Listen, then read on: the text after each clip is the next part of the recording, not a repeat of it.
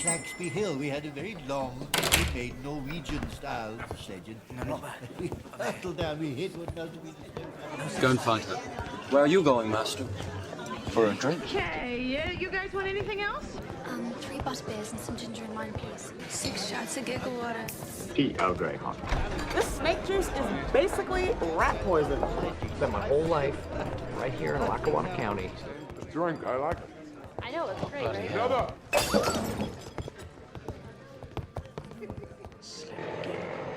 All right, guys, welcome back. This round's on me, and if you have found yourself one booth down in our fine establishment here, a doctor, a lawyer, a pilot, and a professor have all walked into a bar. I am your friendly neighborhood Dr. William, and I'm joined by my law-abiding brother, Cody. And this time, I've actually deleted the Delta app off of my iPhone, so I'm following all the laws. Yeah, that's right. Cody's only going to be flying Spirit and American from now on. No more Delta. That's the Delta app you were talking about. Spirit, stallion of the synonym. Yep. The horse airline. Yep. Our pilot turned salesman, Alex. See, I'm glad I didn't go last this time, because normally when I go last, it's like, oh, I'm the friendly doctor. Oh, I'm the law-abiding professor, or the law-abiding lawyer. Oh, I'm the universally agreed upon coolest person, Dallas. And then there's Alex. It's fine. It's whatever. So thank you for sandwiching me. It's like a sandwich insult compliment package. You know what I'm talking about? And our universally agreed upon coolest person on the planet, Dallas. Oh, we wrong. all agree. I'm you sorry. can fly, Alex. You have Superman's powers. I am the Buzz Hickey of this group. And we all agree that Buzz Hickey is cooler than Superman. I'm a throwaway community character. Buzz Hickey is cooler than Buzz Superman. Hickey died. Oh. No, but no, I'm not opening that. Gonna have words on that one. Did you guys know that? Did you know that that Buzz Hickey died? Oh, yeah, they killed him unceremoniously off screen. It's amazing. If you, whenever they leak the emails, if you pause the screen, which I did, and look at the cafeteria workers' emails, there's one that talks about, his memorial ceremony. Yep. And that's the only reference to him being gone and dying. That's it. I love It's like the aliens coming in Parks and Rec. What? That, it was like a ticker tape at the bottom in the series finale of Parks and Rec. What? There's first contact with aliens, and it's basically heavily implied that Jerry's wife is an alien. This would explain so much. They didn't invade because he was so nice. These people aren't that bad. Wait, Jerry? I thought it was Gary. Is it not Gary? Larry. Terry. Yeah. Oh, I made a Parks and Rec joke. Wow. Hey-o. I can't believe myself right now. This is insane. We've got a great show for you today. Coming up later, we are debuting a brand new Guess Who board. And I'm Season 2 Guess Who. This is probably my favorite game. Is it your favorite game to play? It's great, and all of us have contributed to this board, so it is wide-reaching and downright odd. So that's coming up later. But first, would you expect anything less from us? far-reaching and downright odd. I think that's the new tagline for the show. Season 1's tagline was, there's shows with structure, then there's shows with segments, then there's us. No, the new one is far-reaching and odd. That's downright odd, yes. But first, we're going to lead out with the dailies. What are we going to call this? I write for the Daily Prophet. That's crap. I want the name of this flying whatchamacallit to go with the Daily Planet like bacon and eggs. Crap. Daily Bugle? That's pretty good. But it's taken. Pew, pew, poo. My leg. Cody was reenacting an old Godzilla movie there for a second.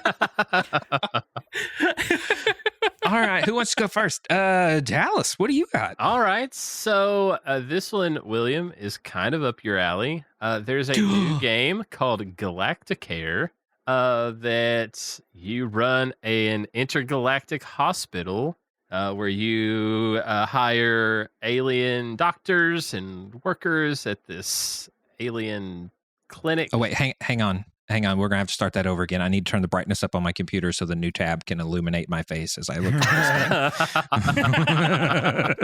this. And it's great. I really like management sim games, like City Skylines. What was there? Some sort of like alien Oregon black market selling game that was kind of cool. This is like the best of all those worlds, where you are taking care of alien ailments as they come on, and you're also managing like the money side of things, the space, the happiness, as one does. That was the best part of Fallout 4. Right. Dallas, in an alternate timeline, are you Walter White? Like, deep down in your soul, are you like a secret crime drug lord, but video games just kept you on the straight and I think narrow, so. and you get all of your I impulses am out? one bad game from just being like, you know what? Let's just make meth, I guess. I don't know. It's just straight line. Yeah. If you start that up, just let me know. I'm looking to make some extra cash. Absolutely. So I'll need a sales guy. I'm just saying. Perfect. Can I Gotcha. be the Buzz Hickey character? Because he's in both. Yeah. He's getting a lot of love today. He is. So do you end up treating humans in Galactic Care? Do they show up too? Or yeah. Okay. And sometimes they have like alien ailments. How short-sighted of you. There's more aliens in this world than just us, William. Yeah. Do Sometimes no they have harm. tentacle arms. Not in the Help all. Well, I need a point of reference to get into the game. Like, okay, appendicitis, gotcha. Oh, Now- your fourth eye stalk is undulating uncontrollably. Now, now, are these aliens like truly alien, very different from us? Or are they like Star Trek aliens where they just have weird? It's like a gradient of all of those. There's some that are like crazy, they have no like humanoid resemblance whatsoever. But they come in with like for them, it's like normal ailments, and your doctors and people are like managing, diagnosing, and treating weird stuff. Hello, we are the Borg. We are having a cold. Chew. Like, what do you do? Like, you're welcome, Cody. I made a Star Trek reference for you. I appreciate I'm the that least reference. nerdy of this group, and I've made most of the nerd references today. What is happening? You're just nerdy about different things. You're I a firmly different realize type. you're just nerdy about different things. Amen. Everybody, I've come to realize that everybody is a nerd. The question is what they are nerdy about, and whether or not they're deluding themselves as to whether or not they're Doubly not a nerd. amen. Okay. Yeah. Alex, what do you got? Well, I am going to again. Why are we pandering to William today? Because mine is a photography, videography related thing. I know he's just in shock right now. He's glowing like a proud mother right now. It's awesome. Oh, I got the screen up too bright. Sorry, I'll turn it back down. So for the holiday weekend that we just had here in the States, I took my DJI Mini 4 Pro out to the lake. Cool. And got some just fun aerial shots of people jumping off boats and swimming in lake houses on cliffs and following people on wakeboards. It was a good time. There is some unifying joy that people have to watching a drone fly by where everyone just looks up and waves. And even if you don't know who it is, it's just nice. You're running with a different crowd than I am. How so? Half of the people that half the people I'm related to will pull a shotgun out and start complaining about government surveillance. Yeah, but when you see a whole bunch of people swimming and waving at it, and you see the guy sitting on the dock who's pasty white, wearing a shirt to hide from the sun, you get an idea of who it belongs to, so you're not too worried about it. I didn't know that you were there. Oh, You okay. didn't know the beacon, the radiating sunlight off of me? When Dallas does search and rescue, he actually takes me out into the field and has me take my shirt off so that airplanes can see them from the ground. That's, yeah. So, yeah. And you said you were less nerdy than us. Yeah. Touche. I retract my. Do you like that? Do you like the Mini 4 Pro? I love it. I think that maybe if I had a slightly bigger budget, I would have gone with the Air 3. Okay. I think it's the 3S that's out right now. Dallas, you can tell me because you're I have the 2S, but I have a 3. But and I kept it because I also have Insta360's Sphere, which wraps around the body of the Air 2S and gives you that like ball of 360 video, and it makes the drone disappear.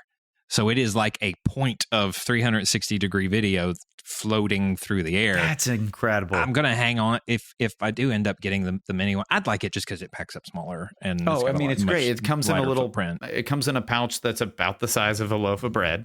Yeah, and I mean the idea. It was really cool because you're out with friends, you're sitting on a deck, and the sunrise is over the horizon, but the way the bend of the river works, or the bend of the lake works, you couldn't see too much of the sunrise, so you just launch the drone and people are standing there watching your screen so you can see further up the coastline. I mean, it was just it's a fun, unifying experience. I used to drone this weekend too, but for very different reasons than you did. Search and rescue is less fun. It's like I'm out here like, oh, let's watch some people jump off the top of a pontoon, and you're like, I need to go use infrared to maybe find somebody in the dark. Yeah, it was at a lake too, though. We were both at a lake with drones, just at different times of day. Wow. Yeah. Is that the UFO I saw? Well, Cody, what do you got? The last month or so, I've finished my first year as a school teacher, and also me and Michelle have. Yes, and I'm voluntarily coming back, which my bosses were surprised at that notion. They were concerned. It was a good year, but you got the hecticness at the end of the school year. On top of that, I've been moving, so it's just been like 2 weeks of pure and utter chaos on that front.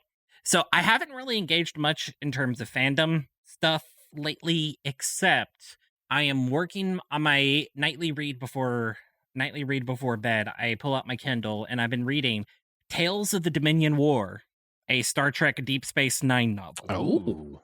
And the way he's going to get me to read it is it's Star Wars in Dune in Star Trek. No? Just compare everything to Dune and that Alex okay. Get on board. Yeah, I'm in. That's Thrawn.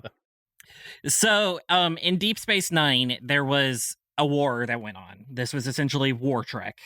They were going on, sort of like this Federation utopian ideals are being pushed to the limit in the time of a civilization-ending war. Go back to my... Are they allowed to do that? I thought everything was perfect in their universe. Gene Roddenberry had died before that show premiered. Oh. So they were able to break all the rules because Dad's no longer there. I'm going to take my shirt off. Put your shirt back on. There's one rule. Basically, like, Gene Roddenberry would have turned over in his grave with Deep Space Nine, which is why I love it.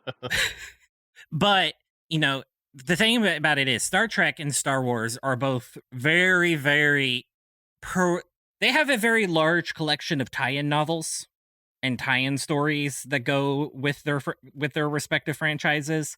And unlike Star Wars, Star Trek just says none of it's canon. You're only reading this because you're a huge fan and you just want more stories, but we can override this at any time. So so in this one, this came out when Deep Space Nine just ended. And the premise was it was a series of short stories of what were other characters doing during the Dominion War. Like, it followed the cast of Deep Space Nine, but Picard's still running out there somewhere. Spock's still out there somewhere. He's like 200 years old at this point. And I just finished a story of, you've seen the JJ trilogy, right, Alex? Yes, and I adore it. Yes. So the three main surviving original series cast, like in the timeline, these characters are still alive at this point. Are Spock, because he's Vulcan, and Vulcans live to be 200 years old. Bones, Dr. McCoy, is 150. He lived to be 150 because Federation medicine, and he's just a crotchety old man. And Scotty is still alive.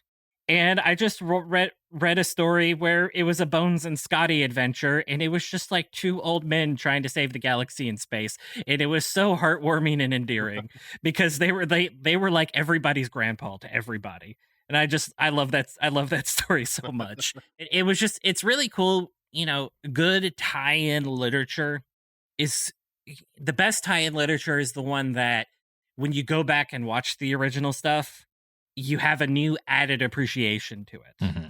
And you have a new added appreciation to it. You see things in there that maybe the original creators didn't see, but someone expanded upon. And this book has been pretty good. Been pretty good on that front. Yeah, I think the argument of like Hollywood, they're out of original ideas, I think is very valid.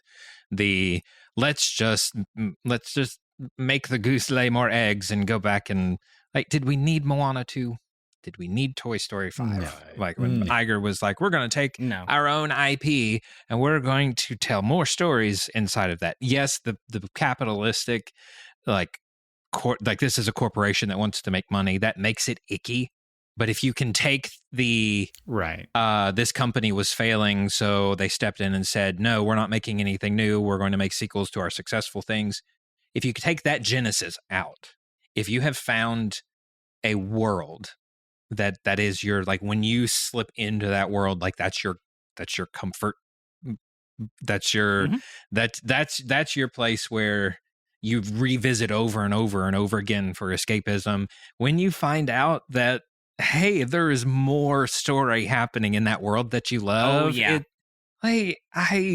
that's why I'm so okay. If you want to talk more about the Potter TV show, go listen to Potter Plus. But what I'm excited about it is that the keynote that was delivered in, the running theme of that keynote was, let's tell more stories in our IP. And they introduced a bunch of Game of Thrones shows. They introduced a lot of spin-offs to some of their other IP. And then they get to Harry Potter, and we're redoing the original 7 books.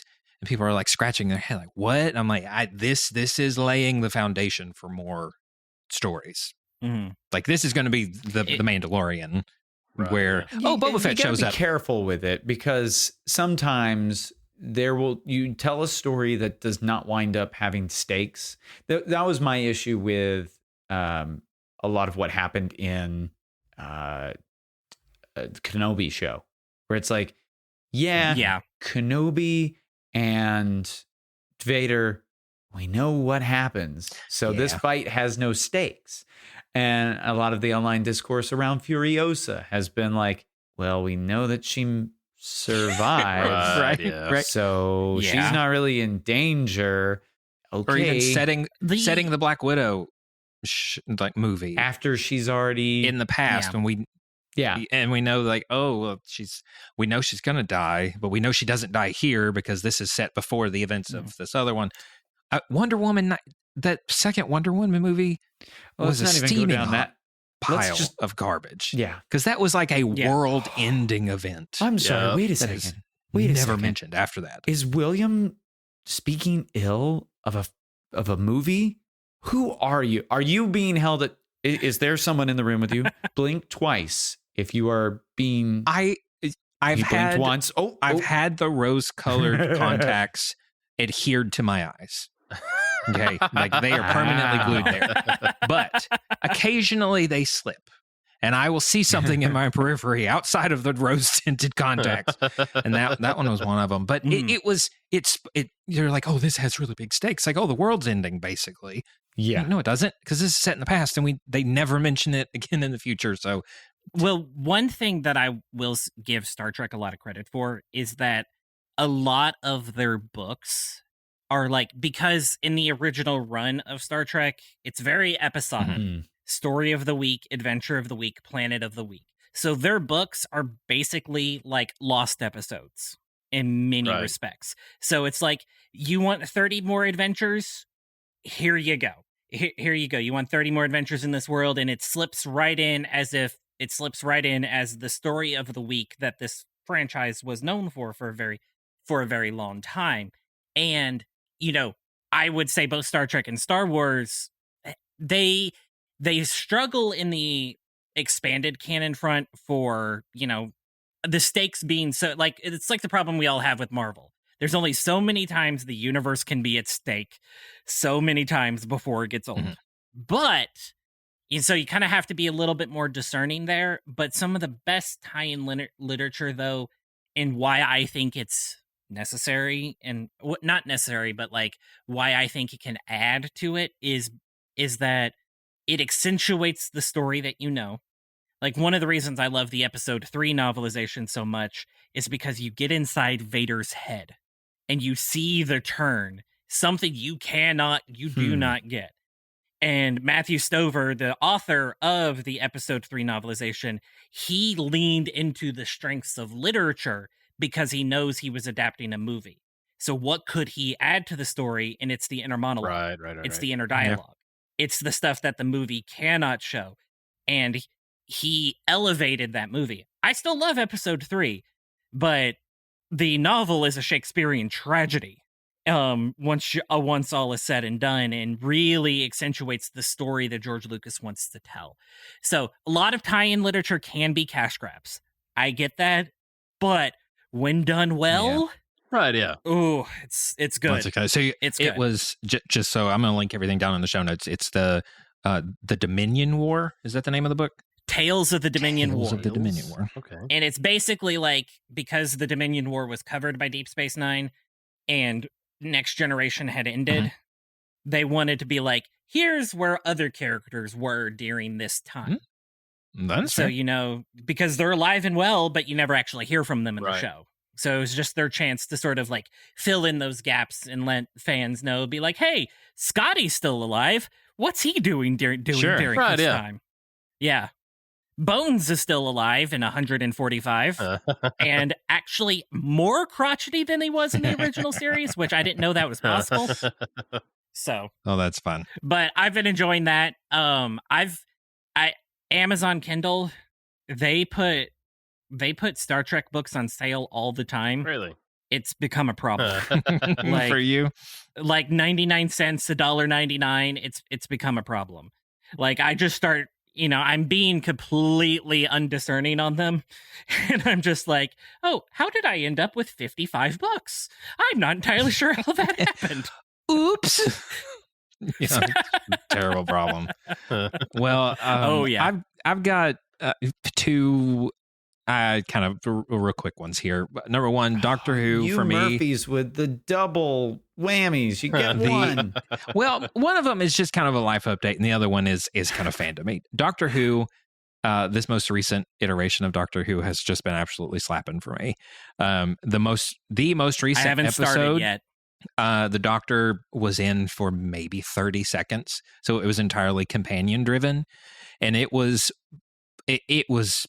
thriller, suspense, horror, like dystopian. Not dystopian. That's the wrong word because I don't do dystopian. But like it was a kind of masterclass in mystery and horror, and the premise was simple, and I think that's when it works the best. It's very akin to Blink, and of course Russell T Davies. Yeah, it was Russell T Davies. So I'll plug Doctor Who there. I'm really loving this most recent season, but also Kristen and I just got back from what kind of started out as a joke for our anniversary trip that actually turned out to be incredibly fun. We had looked into going to the UK because it was our 10-year anniversary. When the last episode came out, that was the day of our 10-year anniversary. Yeah. We'd looked into going to the UK, and 2 plane tickets there and back were $3,000. Just the plane tickets, nothing else. No food, lodging, transportation, none of that. Just the plane tickets. And student loans have kicked back in, and I've said on here before that my wife and I split a job, so we have 1 full-time doctor's salary. We have 2 full-time doctor's student loan payments. So we're there's not a lot left at the end of the day, but we're comfortable, doing okay. But we had said, I'd mentioned to her one of our favorite pastimes, because we talked about we're the Golden Girls here. We're all 90-year-old women in our heart. We like to go browse our local peddler's mall, which is like a mix between antique store, thrift shop, and like flea market. I've found things there that it's a big treasure hunt. And I mentioned to her kind of offhanded, I said, what if, because there are 18 of these stores, 15 in Kentucky and 3 of which are in just across the state line. What if we go to all of them?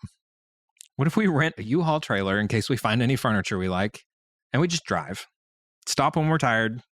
And it was kind of a joke, but I also secretly wanted to do it. And I think she may have initially thought it was a joke, but she secretly wanted to do it. And when we realized that we both wanted to do it, we did it. And the week of our anniversary, we completed the gauntlet, and we visited all 18 Peddler's Mall. It's awesome. This also explains why you were so like radio silent over the weekend, where we're trying to like. I was driving. Hey, happy anniversary, crickets. Cricket didn't even reply. Didn't even. And I was driving in remote parts of Kentucky too. But I had this goal, because I've been rebinding books, and it's become one of my new favorite hobbies. Where you find an old paperback, rip the cover off, put it in a hardback, like linen bound cover, add the headbands, add a bookmark. And I had an idea for uniting a set of Harry Potter books from all over the state. So my little thing that I was looking for in each of them, I wanted to find a copy of each book. And my kind of far-fetched goal was to find a book press. Like an antique book press. They have one at our local Peddler's Mall, and when I saw it, I almost lost my mind running into the booth, and then I realized that somebody had converted it into a lamp. So it was not functional anymore, and they'd run a wire through the middle of it, and it glued all of the actual moving parts together and turned it into a lamp. And I was Gah. And I know that finding something that probably would have been very prominent in 19th century, Victorian England, in Lebanon, Ohio, or wherever, was not going to be. We got to the last Peddler's Mall 18. I needed a hardbound copy of The Goblet of Fire. That was the only one I was missing. And I hadn't found a book press. And I was exhausted. We were 2 aisles from the inn, and I almost looked at Kristen and said, can we just go? But I know in my heart that she would have looked back at me with this stare and said, this is the last Peddler's Mall. We are 2 aisles from the end. Go get you a chair up front, Grandpa. I'm finishing this thing. So I didn't say anything. Walked around the corner. In the last aisle, I found a hardbound copy of The Goblet of Fire. Yeah. And in the last booth of the last Peddler's Mall, I found a cast iron book press. Shut up. What I'm talking about. It's 150 years old. Naturally. And it weighs 1 million pounds. Naturally. But it is fully functioning. There's not a drop of rust on it anywhere.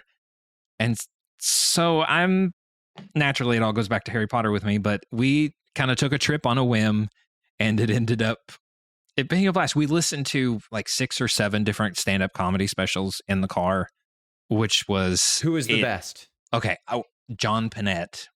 I'm starving. Have you all ever heard of John Panette? Yes. No. He was a Italian comedian who, very large man. And I say that because a lot of his comedy is based off of him. Oh, this guy. Eating. And with the really high-pitched voice, the guy. Yeah. Okay. That is one of the most quotable comedy specials ever. He starts off with saying, I'm so glad to be back in comedy. I was on a Broadway show, 18 months I was on Broadway, and we were doing really great. I loved the show. And people are like, hey, why are you leaving Broadway? He goes, on Broadway, I played a woman. I danced in heels 8 times a week. They made me shave my eyebrows. And when you have no eyebrows, people don't know what's wrong. But they know something isn't right. And maybe we should take the next elevator, honey. Well, if it's chemo, he's keeping his appetite. God bless him. Kids, get out of the pool. He has no eyebrows. That one's the best. I'd heard it before, but of the new ones, Nate Bargatze's most recent special was really good. But it was a trip that became kind of a whim. There was lots of moments where I'm like, it's because you married a Murphy that this is happening. I bought a padlock to lock the U-Haul. locked it, could not get the key. Like, I could not rotate it anymore to get the key in the lock to unlock this empty U-Haul that we had just hooked up. We were pulling by Lake Barkley, so we drove to Murray, which was the furthest one, and we had leftover pizza in the car, and the sun was setting. We're like, let's pull off by the lake and, have a picnic on the tailgate. And we opened the doors, and I recorded it. I'll play it here, but there was 10 million cicadas all screaming the song of their people when I opened the door.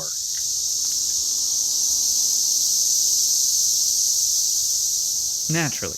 To the point where, like, our eyes were watering. We were covering our ears and opened my mouth to get a bite of pizza. One flew straight in my mouth. And it was so jealous. Lots of little moments like that. But it was a fun trip. If you are ever in Kentucky, the Peddler's Mall is worth a visit. I've found vintage games. I've found 150-year-old book presses. I've found some of the most glorious portraits of people that only you could tell this was somebody emptying their house and getting rid of. Can you confirm if that Harry Potter book that you found was indeed a first edition? Were you able to discern from your research? So based off of the number that's supposed to be printed in it, I got really excited. I thought I found a first edition Sorcerer's Stone.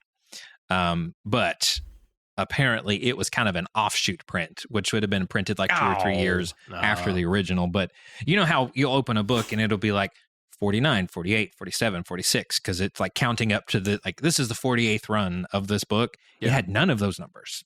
So I got excited and thought, but completed the book set, found a printing press, and you set out and really got fun. Exactly what you were looking for. Almost gave up. I am sad that it wasn't all paid for with that one book, but Oh, and I almost forgot. Cody joined me at the Georgetown one, and I was telling him some of the things I discovered. Like the booth that is in every Peddler's Mall. There's several. There's always a leather booth, just like raw leather material for you to use. Yes. There is a booth of Army surplus and Japanese game cartridges locked up in like the handmade soaps and lotions. And Asian currency. Yeah, handmade soaps and lotions. There's usually a Porch Pirate one where it's like mystery boxes. You just buy the box and you get what you get. But I also learned if you're looking for a Harry Potter book, okay, and you walk into a bookshelf and you see a Left Behind book, you can just keep walking. There's the Venn diagram of interest between the Left Behind book and a Harry Potter book. They do not overlap. I don't know if it's their biblical literacy is pretty low as is. Well, I don't know if it was the incredibly accurate representation of the end times. I would say Harry Potter has more biblical literacy. That's just another story. That the aura around it, pushes out all witchcraft. But if you look, I know what an aura is. That an aura is the good wizard who fights bad wizards. Yeah. Yep. Wizard cops. But you would always find the 50 Shades of Grey book there too. So really? So you would find Left Behind and 50 Shades, and what, a bunch of Danielle Steele as well? Yeah. Pretty much. Okay, cool. Pretty much. And then her husband's collection of Tom Clancy and who's the guy who's written like 97 Cold War thrillers? James Patterson has written everything. James Patterson. And that sounds like a fun booth to visit. In fact, I'm pretty sure there are no other authors. Every other author is just James Patterson and Stephen King. Stephen King and James Patterson and Danielle Steele. They're just the same. But the trip was incredibly fun. I had a lot of fun. In there. When you told me, if you find the Left Behind book, you'll find the smut. Just randomly out of context going, William, here's your smut. Yeah, through the whole thing, yelling out, William, I found your smut books. Yeah, it was a good trip. But guys, I really want to play this game. So we're gonna cut to a break. And when we come back, we're playing Guess Who? Yeah. I'm gonna go as fast as I can so I don't miss anything. Excuse me, may I go to the bathroom first? I gotta go to work. We'll return after these messages.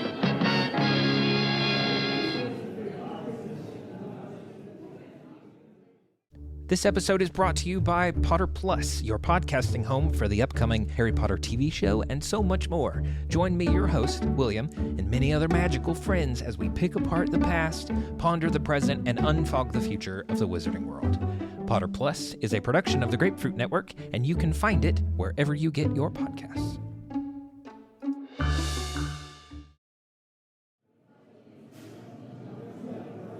Oh, shoot, did I miss the halftime show? Gosh dang it, who'd they have? What are you doing in here? You're in here. I pay for that privilege. I'm feeling much better now. Yeah, I'm having an heart attack. Get back to work.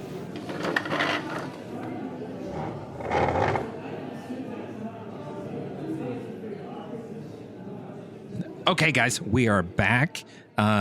We're going to play a round of Guess Who with our brand new board. And if you're driving in your car, continue driving. I'll describe this for you. But if you want, pull over. We'll have it linked in the show notes, and you can look at this just glorious spread of characters. I really wish show notes can have images, because I would just love to plaster that right there. Right, yeah. Either way, we don't want to distract the driver. I know you would. If you are stationary, click the link. You can see the game board. But we've revamped it with entries from everybody on the podcast. Yeah. So starting at the top left, working your way across, we have previously in this slot was occupied by PS1 Hagrid, but this is PS1 Neville. And Cody, I think I've realized, do you remember the Slitheen from Doctor Who? Yes, the farting aliens. Yep, imagine you have mapped a Neville Longbottom face on that body shape. I don't know what is happening with his head, but it's just like melting. I mean, that's kind of what Neville looked like in the first movie. It's pretty accurate, which is sad. I'm a nostalgic to my core, but when playing that game and I saw PS1 Neville, and I'm like, maybe it's a good thing that graphics have improved. And Cody, who is this next character? This is Odo from Star Trek Deep Space Nine. He's a shape-shifting alien. ODO. I don't know who this is. Yes. And then for your guys' context, he's basically Josiah Krons as an alien. Like, very subdued, like, very stern, very serious, all about security, but could kill you with his pinky nail. If he needs to. That's fair. And then working our way across, we have, did you say his name was Red? Was this before he was named Ash in the show? No, actually, this is a completely different character. This is the protagonist from Pokemon Red, Blue, and Gold? Yellow? Red, Blue, and Yellow, and the final boss in Gold and Silver. Kimberly the Pink Ranger, Bambi. Every millennial's first crush. Frodo. That's not true. I never watched Power Rangers, and I'm a millennial. So you're like borderline Gen Z. Do not slander me like that. You're the same age as my wife, and she says she's borderline Gen Z. 97 is the cuspers. So Frodo, Ted Lasso, Walton Goggins, Gambit, Lois Lane. Wait, we got to slow down here. So Walton Goggins as just himself. Yeah, just not as himself. Not anything special. Nope. Who is Gambit over here? I'm seeing a man wearing a leather trench coat, a face mask where his hair sticks out the top, and a pink and blue suit, like superhero suit underneath. And I'm gonna give a moment of silence here, just so we can let the reverberations of who is Gambit just echo through the cosmos. The name's Gambit. Remember it. Gambit is a mutant. He has the ability to, from X-Men, he has the ability to charge up objects to make them explode. Oh, and he's from Louisiana, yes, and he's the most Cajun character in all of fiction. Cajun, like he is. This dude grew up in New York. Look at him. He's Cajun. Like he's Gumbo Central. Like if you hear his voice, Gumbo Central. Okay, I'm gonna get that on a t-shirt. Excuse me, Gambit. Sorry. Lois Lane from the Christopher Reeve Superman movies. I know. Donna her. Noble from Doctor Who. Lord Zed from Power Rangers. Okay. Now I have a face to the name, Cody. I feel better. RoboCop. Jim Carrey's the Riddler. John Hammond from Jurassic Park. Dwight Schrute. Paul Atreides, specifically Timothy Chalamet's portrayal. Tim Chom Chom. BB-8. Beaker from the Muppets. Okay, who picked Beaker from the Muppets? That was Alex. Thank that person. Okay. So, what was his name on Always Sunny? Charlie. It's Charlie. Day. Conspiracy theory Charlie pointed at all the... yes. In particular, that is... what is the word that he comes up with? Pensylvia? No. Dallas, help me out. Who's the name that he's... Pepe Sylvia. Pepe Sylvia. There we go. And then Ben Wyatt from Parks and Rec. Newt Scamander. Meryl Streep's portrayal of Julia Child. Getting ready to debone a duck. Megatron from Beast Wars. Linus from Charlie Brown. Snoke. Ryan Gosling's character that I was always abducted by aliens. Peter from Deadpool 2. And then this is it's just from a meme. I'll link it below too. A fan creation of Harry Potter, but like somebody, I don't know. Somebody drew Daniel Radcliffe as Harry Potter, and then somebody went behind them, like the internet does, and warped Daniel Radcliffe to fit the proportions of this drawing. The and terrible hand drawn. Yeah. The Power Evil Master? Evil Power Master from the Choose Your Own Adventure game. Litigious Morgan Freeman, who's getting ready to sue us into oblivion for his impersonations. And then I couldn't help but end it with Zach Hacker. Wow. Yeah. It looks like he's best friends with Litigious. He's back. I know. He's back. He's looking at Morgan Freeman with just such Love. admiration in his eyes. Okay, so Alex is going to play Cody. I would like you all, just for my behind the scenes, to text me your pick. I will, just so I can make sure that you all haven't picked the same character. Oh, yeah, I have to pick a character. I'm sitting here like... Yes, you have to pick a character. Text me your character, and I will help keep track. Okay, I've got Cody's. Hold on. This is so hard because I love all these characters. And then I will let you all decide how you want to ask questions, even if you want to do a mix. If you want to do appearances, if you want to do metaphorical descriptions, if you want to do stereotypes, just mix it up. Yeah. Okay, I have got both of your characters. You did not pick the same ones, which is exciting. So... Cody, Alex. All right. So Cody, would your character be the leader of the friend group that they are in? Yes. Okay. So there goes Neville. Neville is absolutely not the leader of the friend group. Sorry, buddy. I cannot see Newt Scamander. Well, he may try and pull a fast one on me. Peter, I already know, is not the leader of the group. He is the follower of the group. Lois Lane's pretty strong. Ben from The Office is a follower, and always has been. And Frodo is also a follower. So those are the four that I am going to tick off first. Is your character the leader of the friend group? No. Okay. So, I'm going to take off Odo. I mean, Kimberly is very much not the leader. Bambi would be the leader of the friend. Would be the leader of the friend group. There. Ted Lasso, yes. Walter Groggins, yes. Walter Groggins? Yep, that's exactly what his name is. That's closer than I would get with most of these. I'm like, British chick from New Girl. I'm just giving them random names. I'm going to say Gambit is the leader of the friend group, but considering you don't know who that is, I'm going to take that one off. Let's see. John Hammond is the leader of the friend group. Yeah. There. Megatron is, in fact, a leader. Okay, now who are you? Supreme. You're saying everyone who is leaders. Tell me who you are marking off.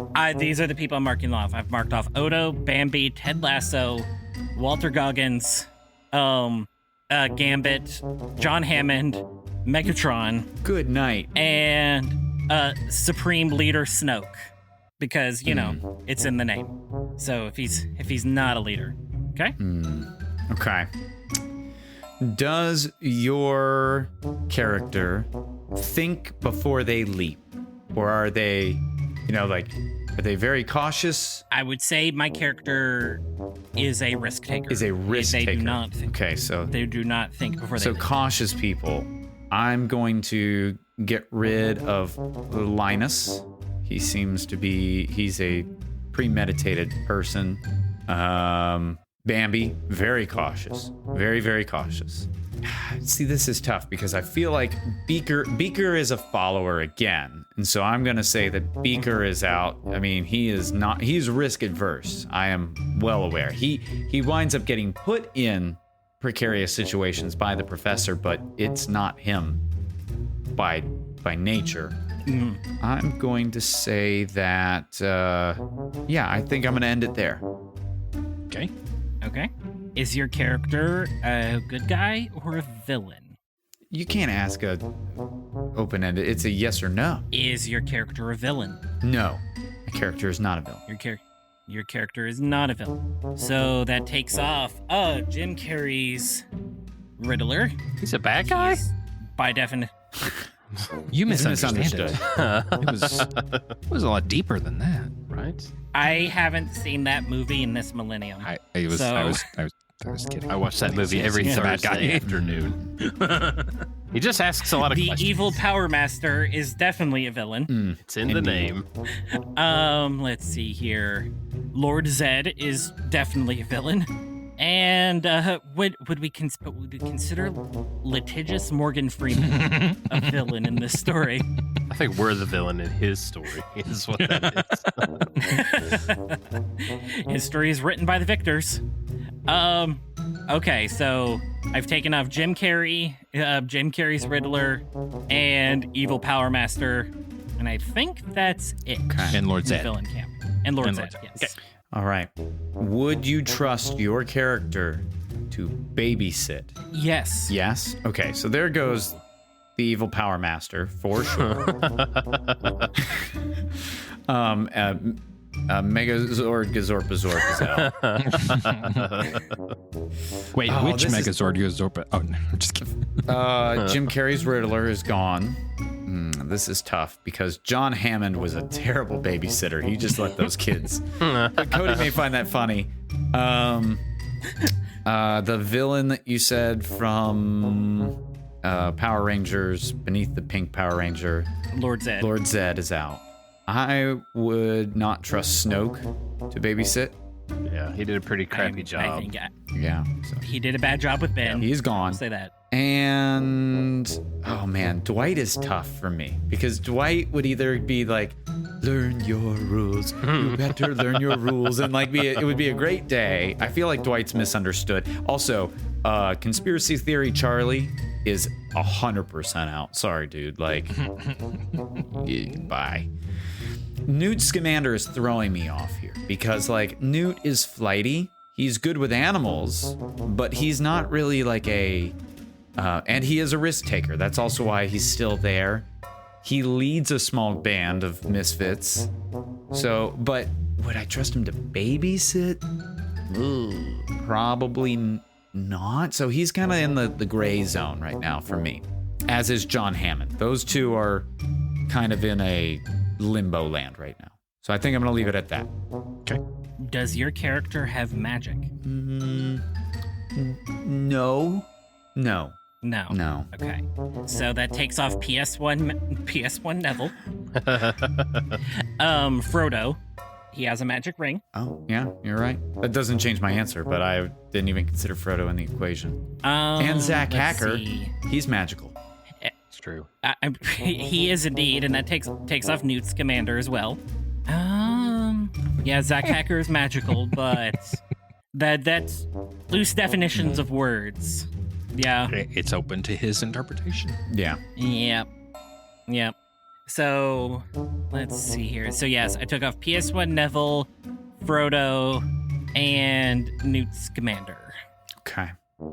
Would you take advice, life advice, from this character, from your character? Yes. Okay. So that gets rid of SNL Alien Abduction Ryan Gosling. Fair. He makes poor choices. That gets rid of BB-8. That I can't trust that ball with anything. Derpy Harry Potter is probably out. I'm gonna go with that. Derpy Harry Potter is out. Sometimes I would argue non-derpy Harry Potter. You should probably not take advice. True. You said that the kid up in red from Pokemon was a boss, right? He was like, what made the second game so special is that the final boss was your old character from the first game. Oh, so you might take life advice from. And all right, so you definitely don't want to take life advice from John Hammond. That man, he's well intentioned, but he's not. Yeah, sorry. And oh man, I don't know enough about Gambit at all. But he is a good guy in the show. Am I allowed to have that confirmed? He is a good guy. Yes. He is a good guy. Oh man, yeah, I think you're gonna take advice from them. Maybe not. Maybe not. I wouldn't say love life advice, but that show can be a soap opera at times. Oh man. Gumbo advice for sure. Dang it, I have too many left here. Oh, for sure. Okay. Yeah, I'm gonna leave it at that for now. Okay. All right. Is your character have a certain level of mental instability? Oh. Well, given how many are on here, yeah. Okay, so I'm gonna say that Red is fairly normal considering. Now, he doesn't talk nor does he eat, but you don't know who this character is, so I'm gonna, play safe that. Okay.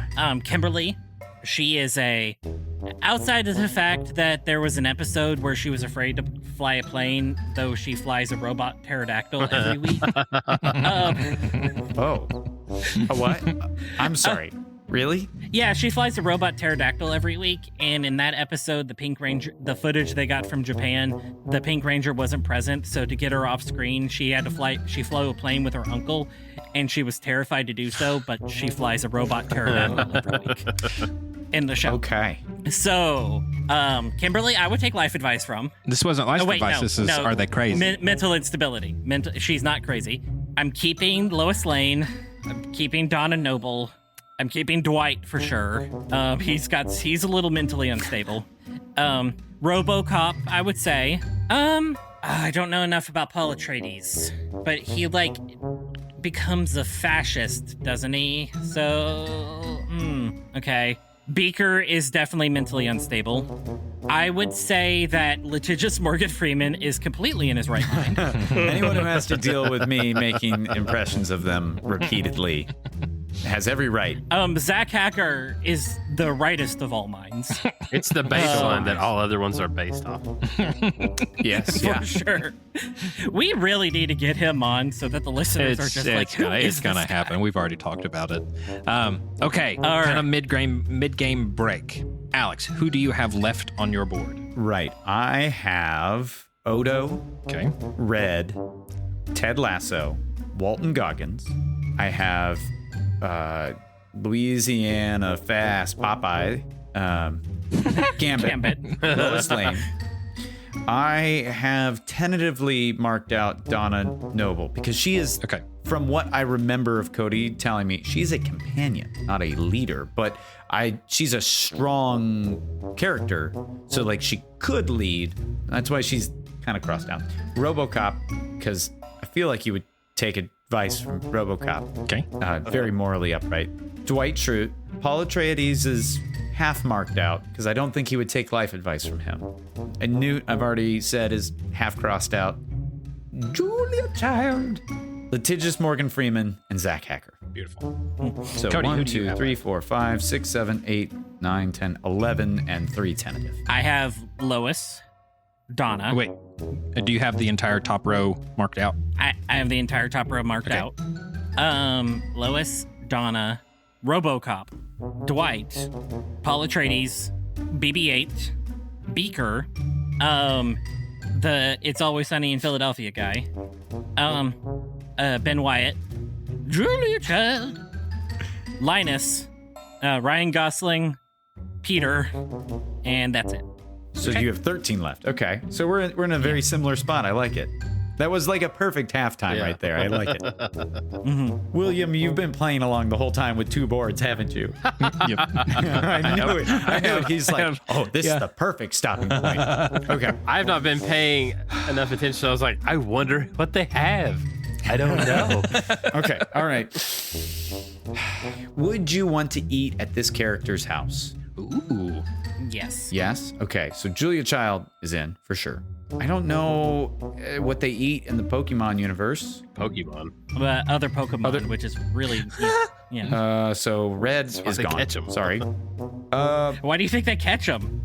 Gambit, you already said he's King Louisiana, and you would think would go. I think if I remember correctly, and Cody's gonna be so mad at me if I'm wrong, I'm fairly certain there's a scene with Lois struggling to cook, so she is slightly crossed out. We already know that Ted has a whole thing where he's I'm crossing out RoboCop. He doesn't eat. He's a robot. He eats baby food. That's fair. That's canon.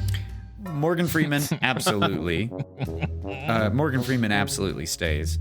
Can I ask a question, just not as a what race is Odo? He is a changeling, so he does not eat. I will give you thank you. Changelings don't eat? They do not. Because there are eat. some cultures that I know for a fact it's like, their food is not like our food. Their natural state is liquid. So their natural state is liquid, and so he's basically just ooze Now, in his natural state, but he can take humanoid form for 16 hours a day. I don't know your relationship with Pennsylvania Dutch and Beats. So Dwight is tentatively crossed out because he's brought in some weird stuff. So I'm gonna leave it at that.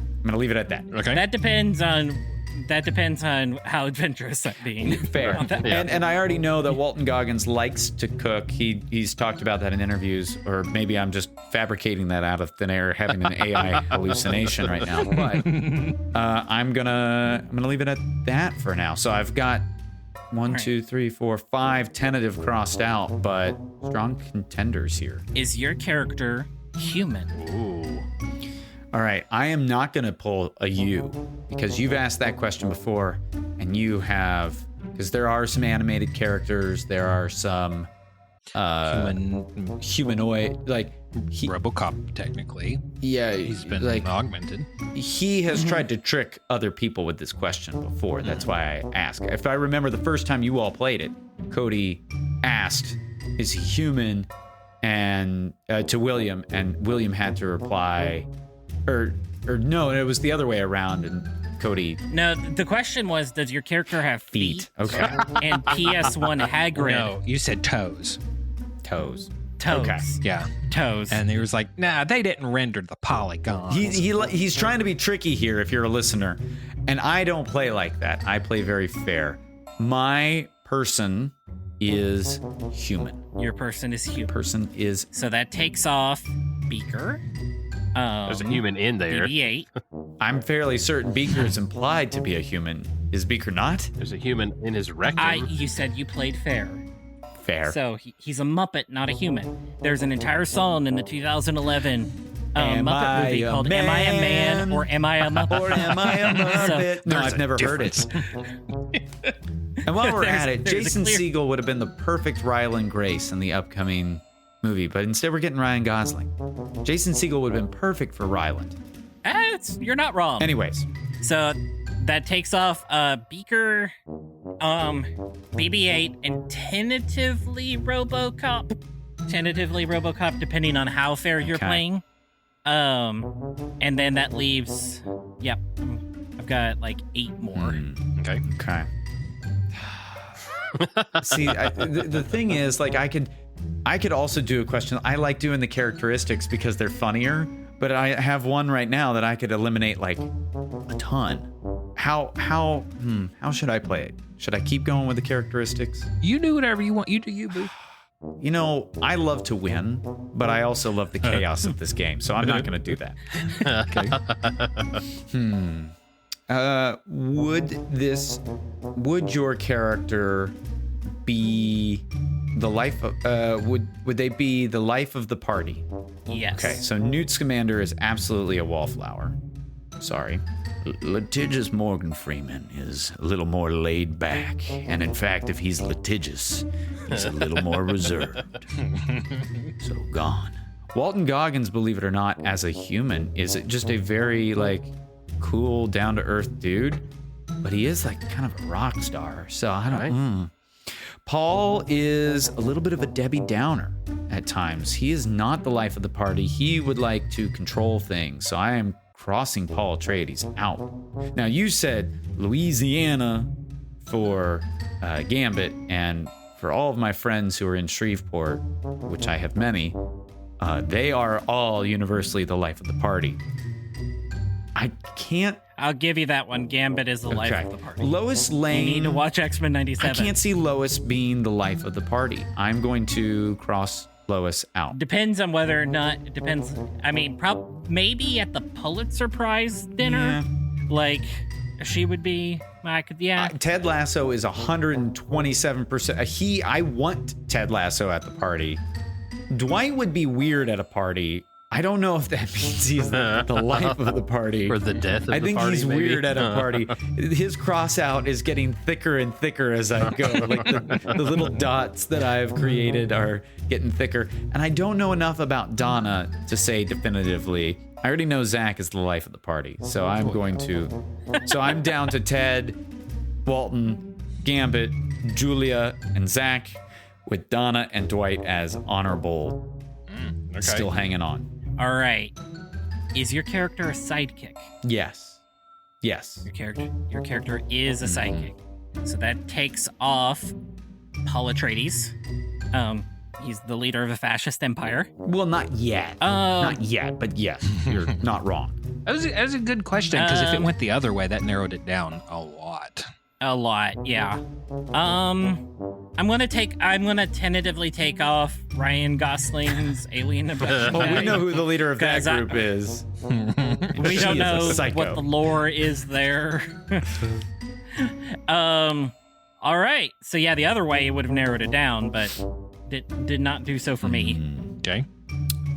Would your character be surprised to see aliens?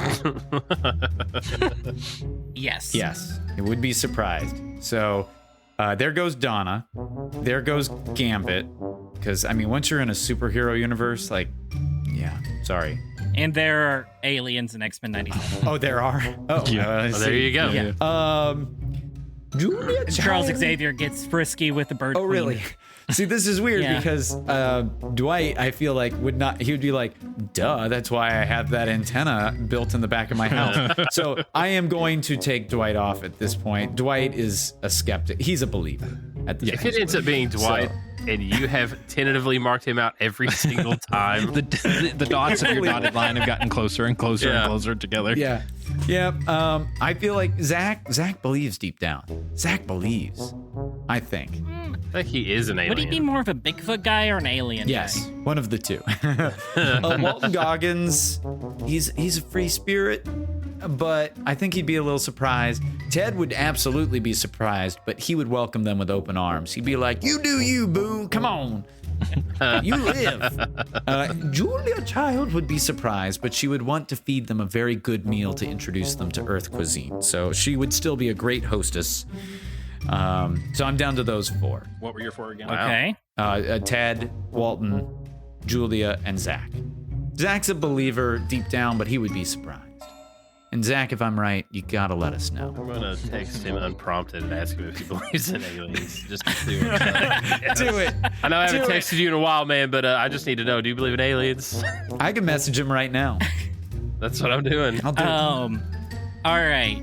Does your character die at any point? In the entire lore of this character's... In the mediums that they are in, does your character die? I'm scratching my brain here. I'm thinking back to... And if they're real life people, I'm talking about the movie or television shows that they're in. You know, I know Julia Child is dead. Rest in peace. But she does not die in that movie. Yes. Oh, okay. So if they die in their respective franchise, no. Your character does not die. Okay. So that takes out Lois Lane, who famously dies in Superman the movie, true. and then Doesn't and change then my Superman turns back time. In fact, one of the funniest TV bits I've ever seen, I don't even know what the show is, so Cody, hopefully you'll tell me. It's the do-over day at, I don't know what this TV show was, but it's like set at the Daily Planet, and they're like, every time Lois dies, the world gets reset, and so Lois is announced dead, and so they have a do-over day where they can do whatever they want. I don't know what the show was. Cody, do you know what I'm talking about? It was like an NBC show that lasted for like 13 episodes. Well, what that episode alone made me go, this is great. I would have watched this, like a workplace dramedy of the Daily Planet. In the superhero universe. It would have been hilarious. And then Peter famously dies in Deadpool 2. He dies? No, I'm just kidding. All right. And that knocks out 2. If you go the other way, then it's... Yeah. Then it gets a lot easier. This is getting tough because there's one that I could use that would be really cruel, be a knockout punch. Or I'm gonna keep going with characteristic. Would you consider your character to be sporty? Would I consider my character to be sporty? Yes. No. Okay, so there goes Ted. And Walton is not necessarily sporty. Zach collects and sells sports memorabilia and cards. So I'm going to leave Julia Child and Walton Goggins, R.I.P. Zach. He does not die in his franchise, as far as I know. He did message me back. I have never messaged him, apparently. So the first and only message to him, unprompted, no backstory, was, do you believe in aliens? Then I saw his, he's online, green bubble kick on. Then he read it. Then I got the, he's typing, and then it stopped. And I was like, he's deeply concerned. So he has finally responded, I won't throw whether or not he believes out there for the world to know, but he did tell me, and then I got more bubbles, and then it stopped again. So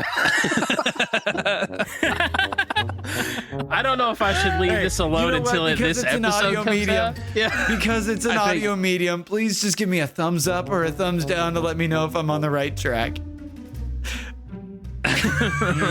Okay.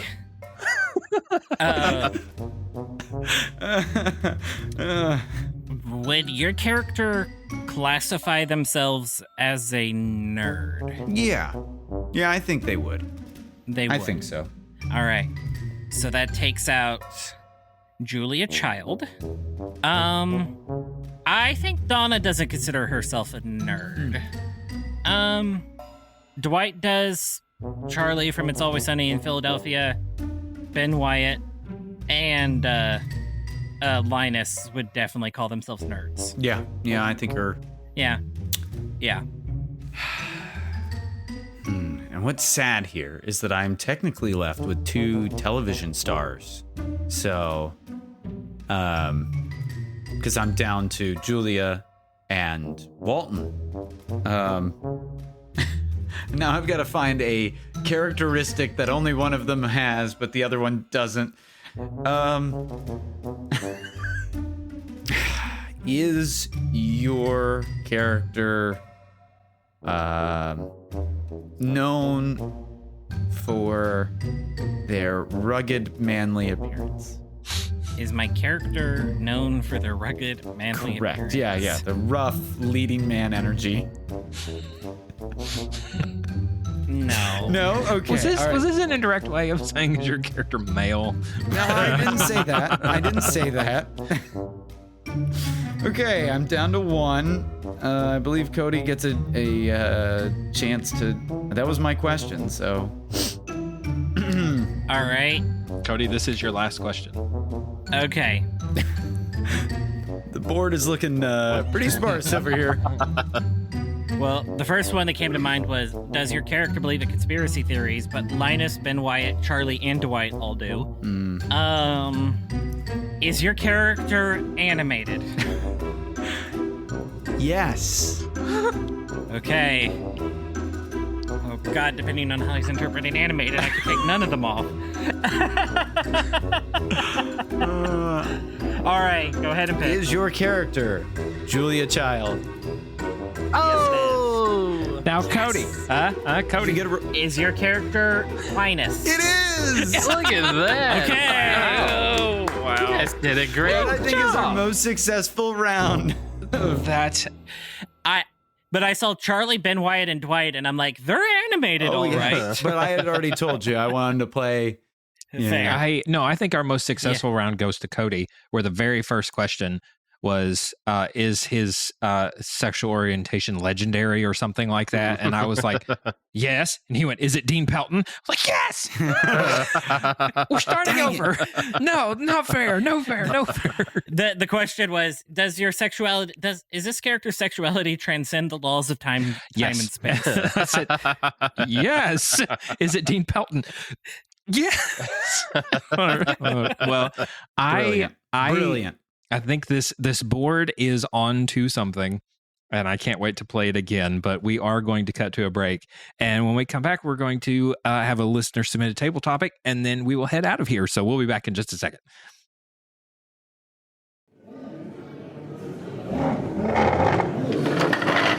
I'm gonna go as fast as I can so I don't miss anything. Excuse me, may I go to the bathroom first? I gotta go to work. We'll return after these messages.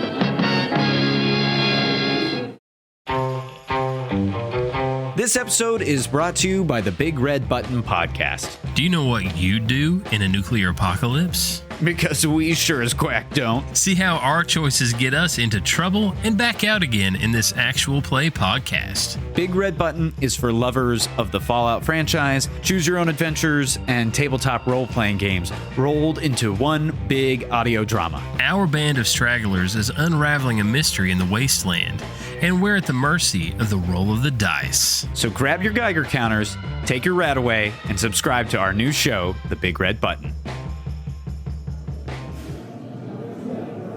Oh, shoot, did I miss the halftime show? Gosh dang it, who'd they have? What are you doing in here? During here, I pay for that privilege. I'm feeling much better now. Yeah, I'm having an heart attack. Get back to work.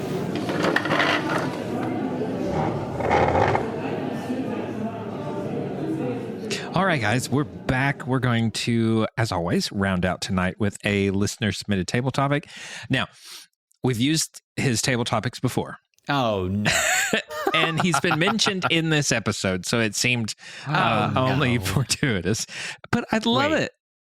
Is it Morgan Freeman? No, yes. I got a hold of... He's back! Did Morgan Freeman send us a table talk? I got a hold of Morgan Freeman, who submitted a table topic. Is that book when we were kids, about the kid who has to survive the Canadian wilderness about Zach Hacker? No, it's not Zach Hacker, but Surviving Canadian Wilderness, maybe. This is the last one that was submitted from Josiah Crons. Oh. and it's because he is from Idaho. It's just a this or that. And it's metric. Metric was the last time. No, but you don't think Qubits. that his this or that's are going to spawn the conversation that they do, but they're always surprising.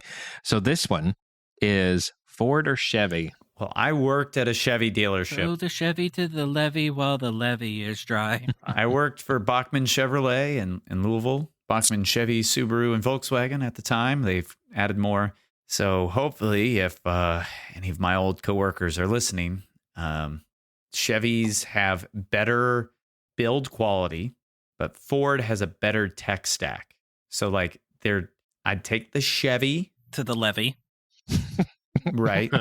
I'll take the Chevy.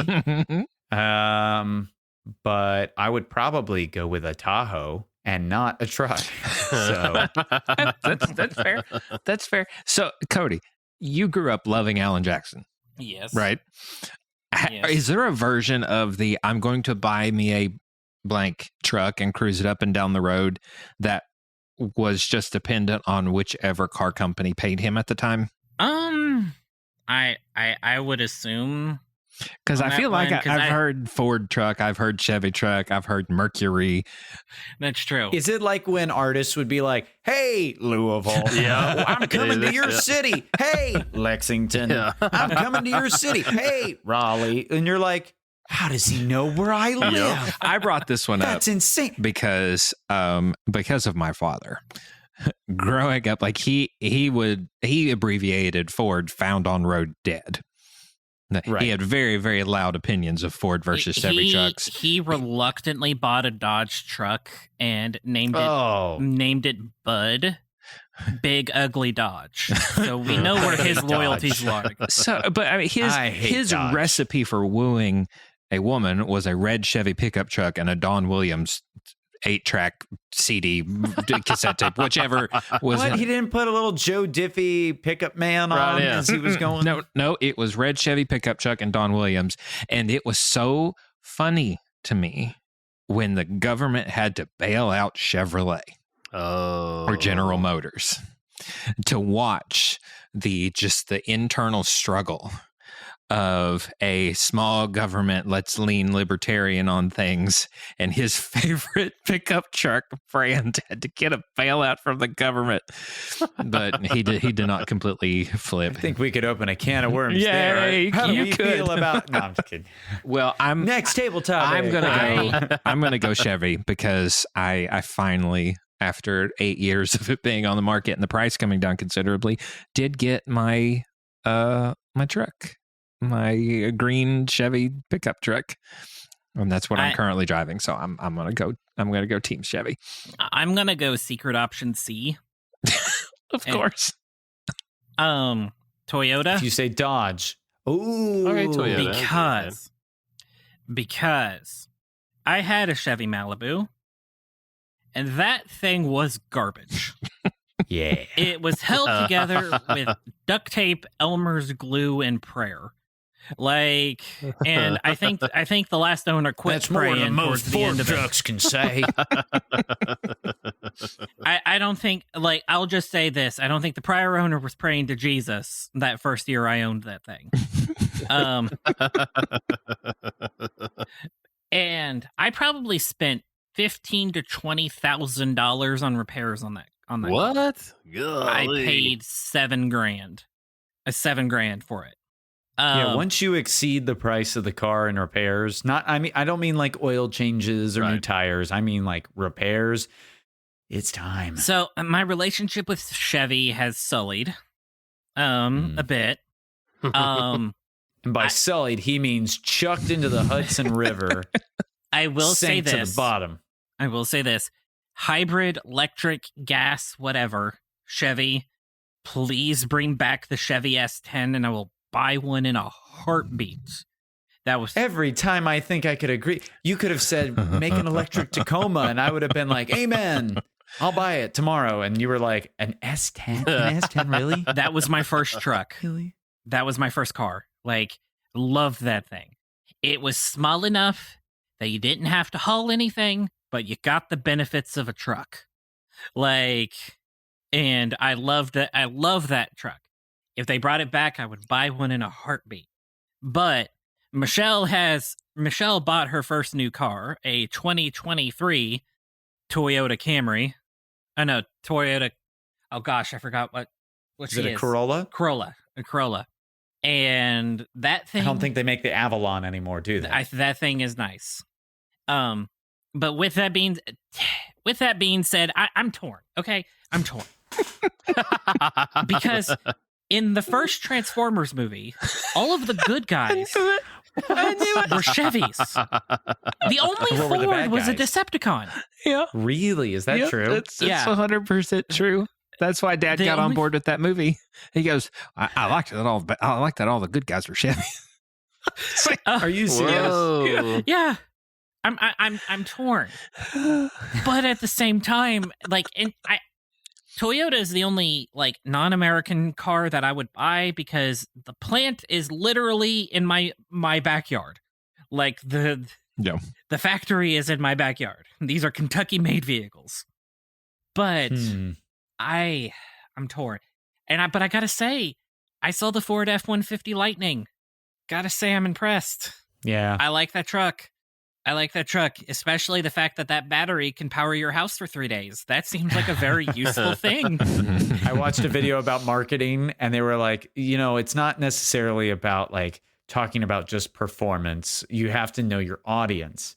And electric vehicles, whether we're not going to touch the whole political side of the spectrum on that conversation, but they said if you want a bunch of red-blooded Americans who are conservatives, who are generally the target demographic for trucks, and you want to make an electric truck, you don't talk about the range or the towing capacity. You talk about the, self-reliance, the resilience, the ability. That's how to you power get green through. energy going. You can get off the grid. Yeah, bring back nuclear power, and I mean it genuinely. So yeah. Dallas, what about you? I worked at a Ford dealership in high school. And I knew this. Really? Yeah, and that's why I went with this question. Really? I did. I washed vehicles and did their inventory when they switched to like a digital inventory. So that has nothing to do with the quality of the I just was more familiar with those, and that's what we bought growing up. So we were familiar with it. Nobody was like beholden to it, but it was like, well, I know how this works. So the next one I get will probably be from the people that sold me the last one. So we just went down that rabbit hole, and it was like whatever was also cheapest. So sometimes it might be a variation. So probably Ford. I have no strong feelings either way. I am obviously a huge car guy and truck guy. Obviously. So whatever you can fit a ham radio in, that's the truck for you. Pretty much. If I can fit all my search and rescue crap in it, then yeah. I'm going to change my answer. I don't want a truck. I drove a Volvo SUV this weekend with friends at the lake as we were all piled in. And I drove a Volvo for the first time, and I was like, okay, this is nice. And it was like a turbocharged Volvo SUV. It had some pep. And I was like, you know what? This has all the floaties and the beer coolers and the people in it. This does what I need. I gotta say, William, though, I like your Jeep that you sold me. Like I do. No, I really. Jeeps are so top heavy that and my wife will get motion sick at the drop of a hat. Michelle's the same, and she could not ride as a passenger in that thing, because even on just relatively curvy roads where the top of it sways back and forth so much, that's the only reason I got rid of it. I loved it. And I'd always wanted a Jeep transmissions are terrible. Well, yeah, I had researched that, and it was one of the drawbacks. We have a Jeep Compass, and I would also chuck that in the river if I could. I had always wanted a forest green Jeep with a tan top. That had always Wrangler.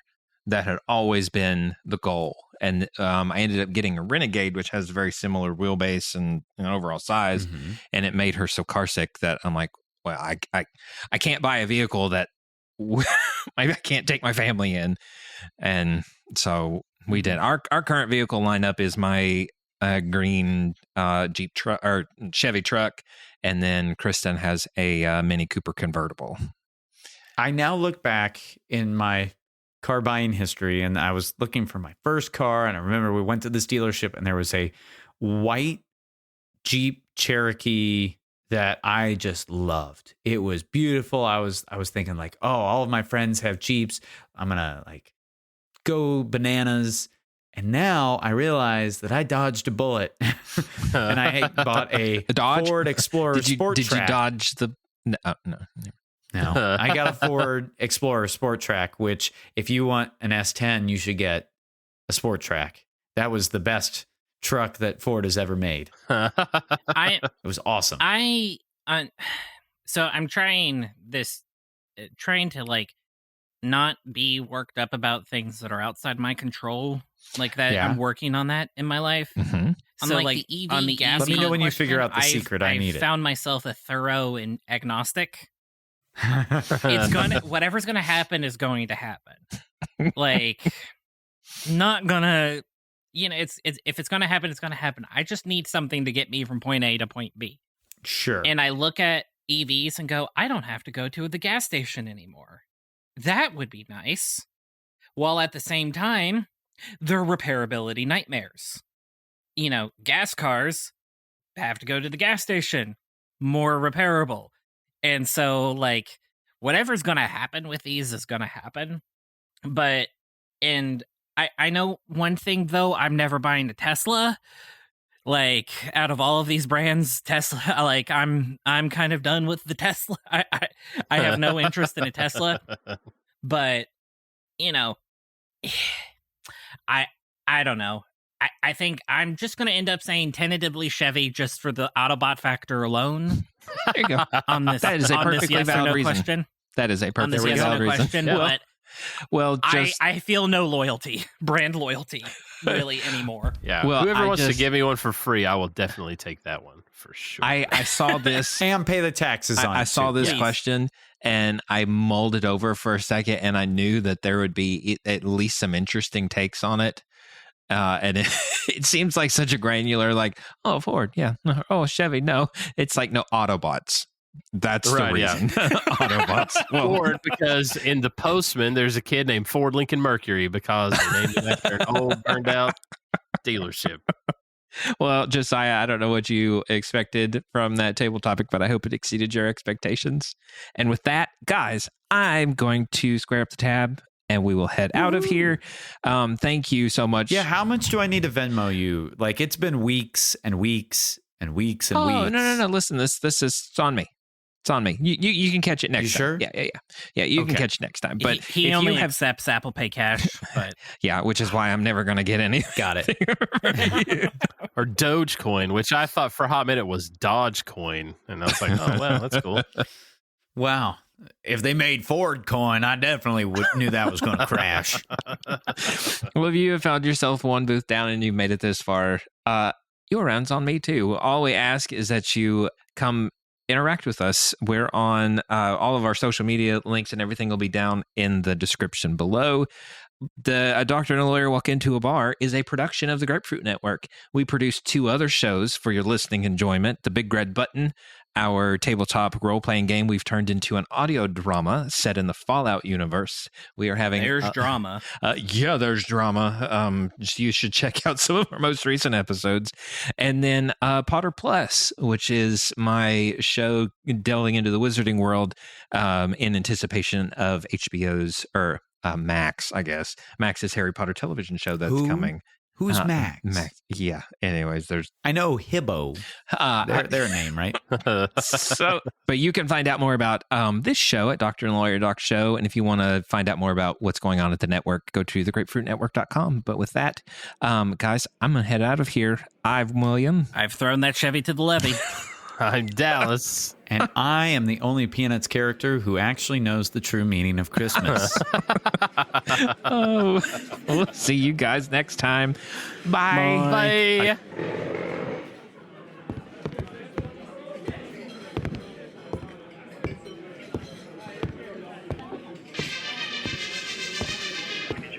Are you kidding? I'm working. All right, I'll be right there. And grab the movie. Go. Goodbye, my lover. Goodbye, my friend. Made one, snapped in two, which was say.